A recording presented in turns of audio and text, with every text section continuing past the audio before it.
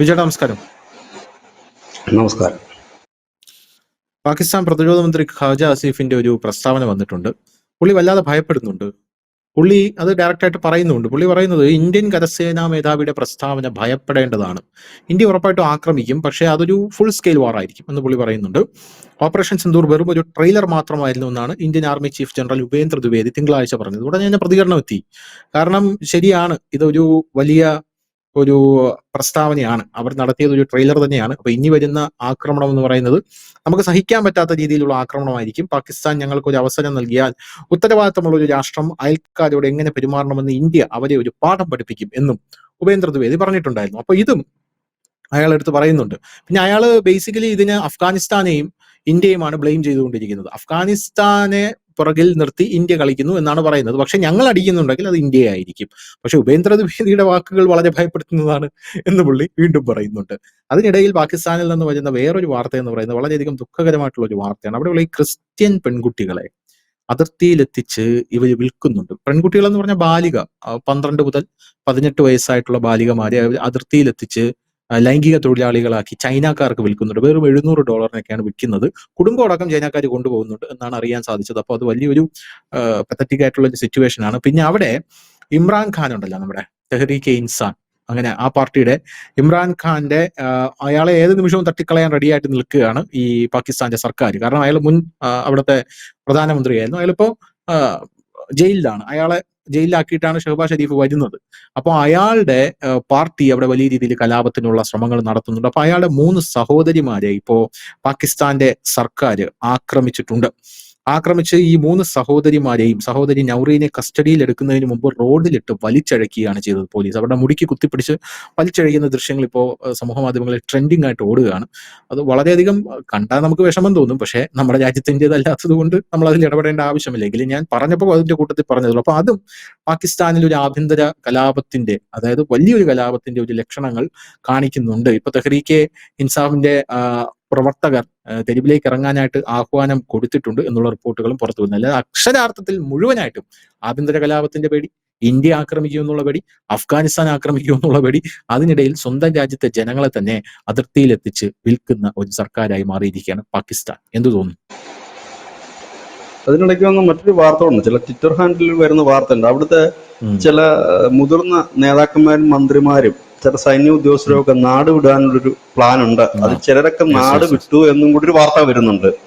അതായത് ഈ ഖാജ ആസിഫ് പറഞ്ഞത് അവര് വളരെ സീരിയസ് ആയിട്ട് തന്നെ എടുക്കുന്നത്. അതായത് മുമ്പൊക്കെ ഇന്ത്യ പാകിസ്ഥാൻ തമ്മിലുള്ള വാചോടാപം മാത്രമേ ഉണ്ടായിരുന്നുള്ളൂ. അതായത് ഈ ഇവിടുന്ന് ഒരു ഡയലോഗ്, അവിടുന്ന് ഒരു ഡയലോഗ്, ഇങ്ങനെ കുറച്ചാൾ പോകും, മാധ്യമങ്ങൾ അത് ഏറ്റുപിടിക്കും, പിന്നെ റീൽസ് ഉണ്ടാക്കിയിടും ഒക്കെ. അതിൽ നിന്ന് മാറിയത് ഓപ്പറേഷൻ സിന്ദൂർ സമയത്താണ്. അതുകൊണ്ട് തന്നെ ഇപ്പോൾ ഇന്ത്യ പറയുന്ന കാര്യങ്ങളൊക്കെ അവര് വളരെ ഗൗരവമായി തന്നെ എടുക്കുന്നുണ്ട് എന്നുള്ളൊരു യാഥാർത്ഥ്യമുണ്ട്. ഇപ്പോൾ പഴയതുപോലെ ഇപ്പൊ പാകിസ്ഥാന്റെ ഭാഗത്തുനിന്ന് ഈ ഗീർവാണമടിയില്ല. ശ്രദ്ധിച്ചാൽ നമുക്ക് മനസ്സിലാവും. വലിയ മുമ്പെന്ന് പറഞ്ഞാൽ അങ്ങനല്ല. ഇന്നിപ്പം പിന്നെ അസീം മുനീർ ഓർണം ചെയ്യുന്നു, നാളെ പിന്നെ മസൂദ് അസർ വന്നിട്ട് വേറൊരു പ്രസ്താവന നടത്തുന്നു. അങ്ങനെ ഡെയിലി പോർവിളിയാ, കൊന്നുകളയും, തിന്നുകളയും, ഇട്ടുകളയും, ബോംബിടും എന്നൊക്കെ പറയും. ഇന്നിപ്പോ അങ്ങനെ ഒന്നും അവർ നടത്തുന്നില്ല. എന്നാൽ നേരെ മറിച്ച് ഇന്ത്യ ആകട്ടെ, രാജ്നാഥ് സിംഗ് പറഞ്ഞു കഴിഞ്ഞാൽ ഉടനെ തന്നെ ദ്വിവേദി വരും, ദ്വിവേദി പറഞ്ഞു കഴിഞ്ഞാൽ ഉടനെ നരേന്ദ്രമോദി വരും, അമിത്ഷാ വരും. അങ്ങനെ നമ്മുടെ എസ് ജയശങ്കർ, അദ്ദേഹം പൊതുവെ ഇങ്ങനെയുള്ള കാര്യങ്ങളൊന്നും പറയുന്നില്ല. അദ്ദേഹം പറയും ഇതിന്റെയൊക്കെ വിടവിനൊരു ചെറിയ സമയം കിട്ടിക്കഴിഞ്ഞാൽ അപ്പത്തേനും ജസ്വാൾ വരുന്നു, ജസ്വാളിന്റെ വക ജസ്വാൾ കൊടുക്കുന്നു. അങ്ങനെ എങ്ങനെ പോയാലും ഒരാഴ്ച ഒരു 4-5 വാർത്ത അല്ലെങ്കിൽ 4-5 പ്രസ്താവന ഇവരുടെ ഭാഗത്തുനിന്ന് വരും. അങ്ങനെ ഇവരൊക്കെ പറഞ്ഞതിന് ശേഷം റെസ്റ്റ് എടുത്തു കഴിയുമ്പോൾ യോഗി ആദിത്യനാഥ് പറയുന്നത് UP കളിക്കും, ഇല്ലെങ്കിൽ ഇവിടെ ബ്രഹ്മോസ് ഇരിപ്പുണ്ട് എന്ന് പറഞ്ഞ് യോഗിയുടെ വക വേറെ.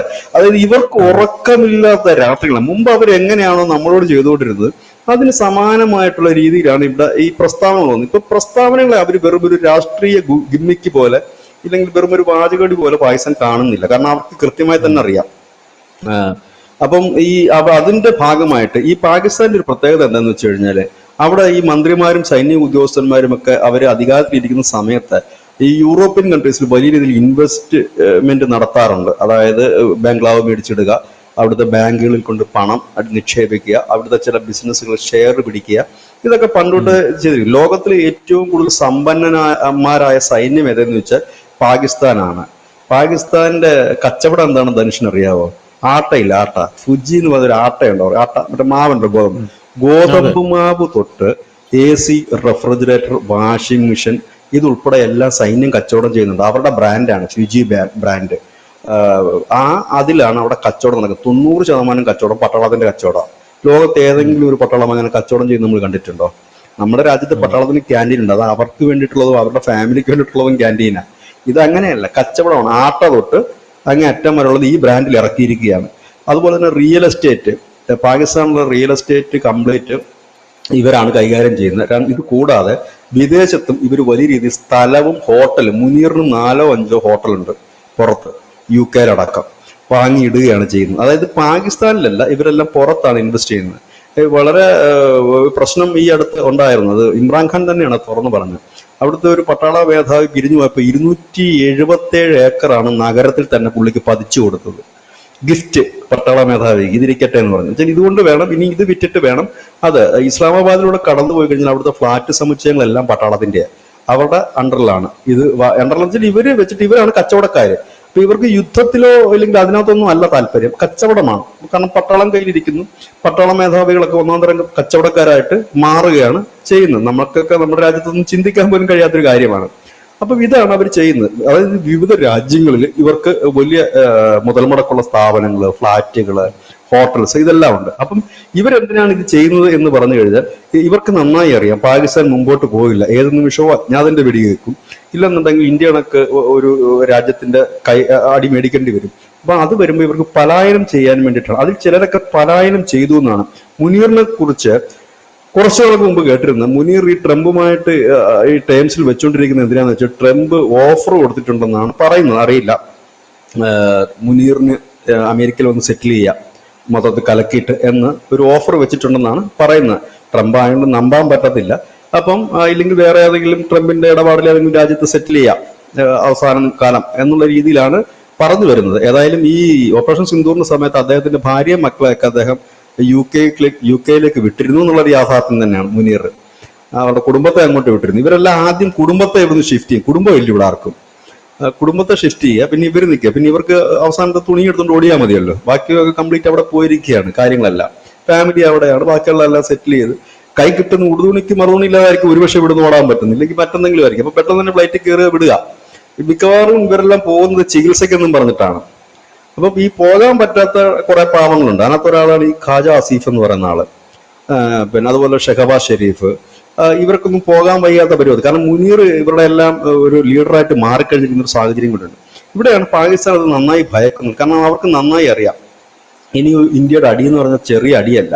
ഇവർ വിചാരിക്കുന്നത് പോലെ ഈ അമേരിക്കയ്ക്ക് പ്രത്യക്ഷത്തിൽ വന്ന് ഇവരെ ഹെൽപ്പ് ചെയ്യാൻ കഴിയില്ല. അമേരിക്കയ്ക്ക് പിന്നെ സൈനികമായ സഹകരണം കൊടുക്കാൻ പറ്റും, ടെക്നിക്കൽ സഹായം കൊടുക്കാൻ പറ്റും, അങ്ങനെയൊക്കെ ചെയ്യാൻ മാത്രമേ അവർക്ക് കഴിയൂ. പ്രത്യക്ഷത്തിൽ ഇവർക്ക് പറ്റില്ല. പക്ഷെ പാകിസ്ഥാൻ അഭിമുഖീകരിക്കുന്ന പ്രശ്നം എന്താണെന്ന് ചോദിച്ചാൽ ഇന്ത്യ പാകിസ്ഥാൻ യുദ്ധം മാത്രമല്ല അവരെ കാത്തിരിക്കുന്നത്.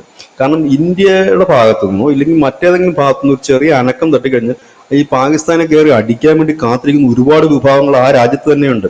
അതിലൊന്ന് അഫ്ഗാനിസ്ഥാനാണ്, താലിബാനാണ്, മറ്റൊന്ന് ബലൂചിസ്ഥാൻ ലിബറേഷൻ ആർമിയാണ്, ഖൈബർ പക്തൂൺ മേഖലയിൽ ടെഹ്രിക്ക് താലിബാനുണ്ട്.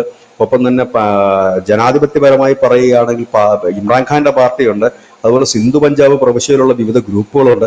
അങ്ങനെ സ്വന്തം രാജ്യത്ത് തന്നെ ഏത് നിമിഷം ഉണ്ട്.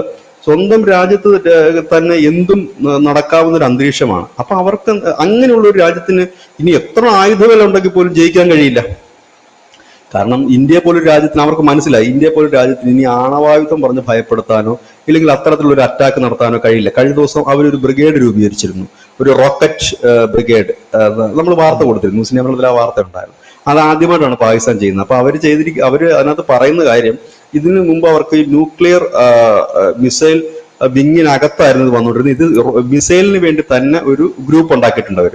അതിലവർ ഉദ്ദേശിക്കുന്നത് ഒരുമാതിരിപ്പെട്ട എല്ലാ മിസൈലിലും ഈ ആണവ പോർമുനകൾ ഘടിപ്പിക്കുക.